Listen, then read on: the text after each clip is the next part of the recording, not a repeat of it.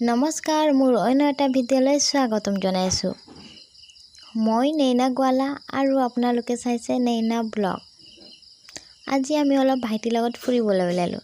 তো যোনটো আমি ৰাস্তা দি যাম মানে আমাৰ গাঁও দি, তো আমাৰ গাঁওখন অলপ আপোনালোকক জনাব বিচাৰোঁ যে আমাৰ গাঁও ক'ত আছে, আমাৰ গাঁও বাগান নে গাঁৱলীয়া পৰিৱেশ গোটেইকেইটা আপোনালোকে চাব পাৰিব। তো এইখন হৈছে আমাৰ টি ফেক্টৰী, য'ত নেকি আমাৰ ইয়াৰ মানুহকেইটা কাম কৰে। লগতে আমি এতিয়া এই ৰাস্তাকেইটা চাইছে নহয়, এই ৰাস্তাখন হৈছে দুলাফাদুং টি ষ্টেক 2 নং লাইনৰ ৰডখন।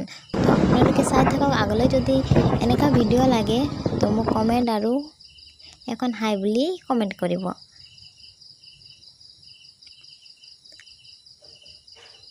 আমি লাহে লাহে আহি পালোঁ আকৌ।